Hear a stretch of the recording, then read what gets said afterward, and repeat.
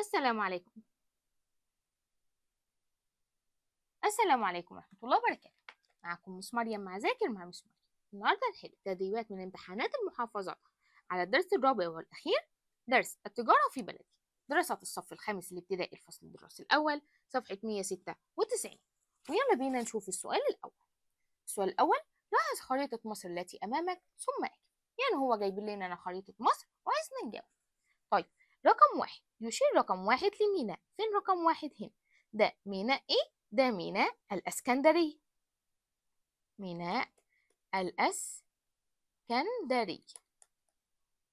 رقم اتنين قناة. فين رقم اتنين هنا؟ دي قناة ايه؟ دي قناة السويس. السويس. رقم تلاتة يشير رقم تلاتة لمطار. هنا ده مطار ايه؟ ده مطار الأقصر.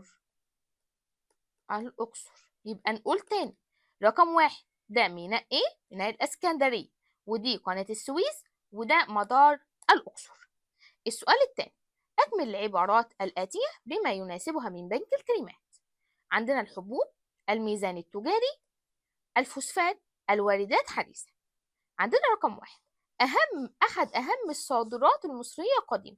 إيه هي كانت أحد أهم الصادرات المصرية القديمة؟ اللي هي طبعا الحبوب. هنقوم كاتبين الحبوب. يبقى الحبوب كنا الأول بنصدرها، إنما حاليا بنستوردها.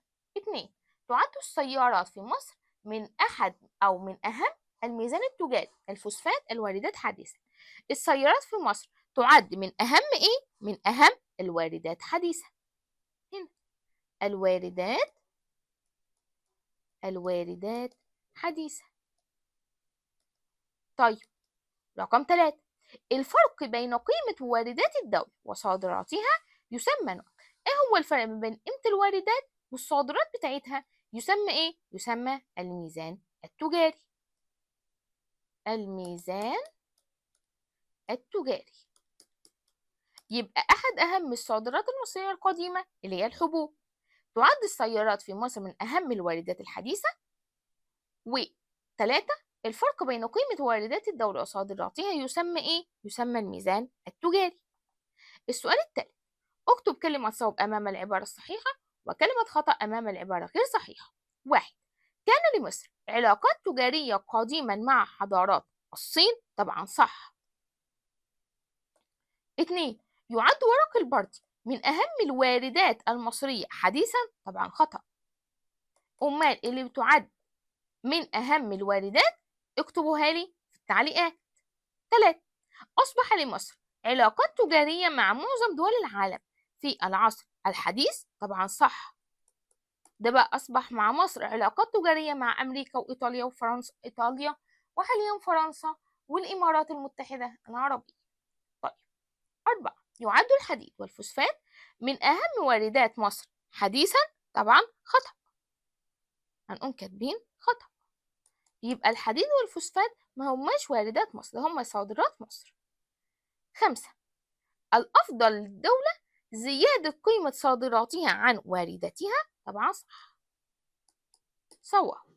طيب، عندنا السؤال الرابع: اختر الإجابة الصحيحة ما بين القوسين. واحد: بلاد بونت قديما تسمى حاليا اليمن، سوريا، لبنان، الصومال.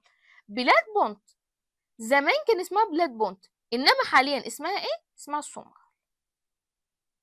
اتنين: كانت مصر مركزا للتجارة قديما عبر طريق الحرير، قناة السويس، قناة بنما، رأس الرجاء الصالح. مصر كانت مركز للتجارة قديما عبر إيه؟ عبر طريق الحرير. يبقى مصر كانت زمان مركز للتجارة عبر إيه؟ عبر طريق الحرير.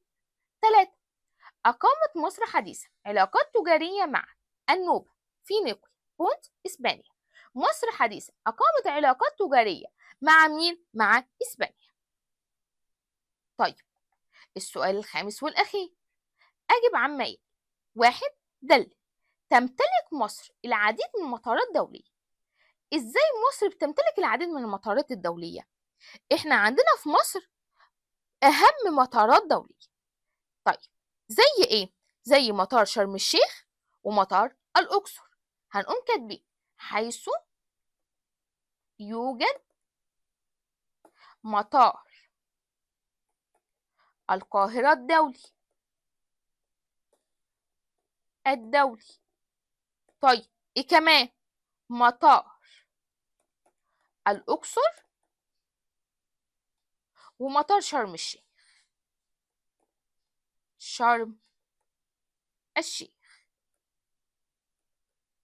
طيب رقم 2، بما تفسر يعاني الميزان التجاري المصري حالة من العجز. ازاي الميزان المصري التجاري بيعاني من العجز؟ لأن قيمة الواردات في مصر أصبحت إيه؟ أصبحت أكبر من قيمة الصادرات. هنقوم كاتبين لأن قيمة الواردات في مصر أكبر من الصادرات. يبقى عندنا دلل تمتلك مصر العديد من المطارات الدولية، إن هو عندنا بيوجد مطار القاهرة الدولي ومطار الأقصر ومطار شرم الشيخ. 2، بما تفسر يعاني الميزان التجاري المصري حالة من العجز. ليه الميزان التجاري في مصر بيعاني من عجز؟ لأن قيمة الواردات أكبر من الصادرات. وبكده نكون خلصنا. معاكم مس مريم مع ذاكر مع مس مريم. انتظروني في حل باقي الاختبارات مع المواد، وبالتوفيق لينا وليكم يا رب العالمين. وما تنسوش تدعوا اخواتنا في فلسطين ربنا يصبرهم ويناجيهم وينصرهم، هم ولبنان والوطن العربي عموما. والسلام عليكم ورحمة الله وبركاته.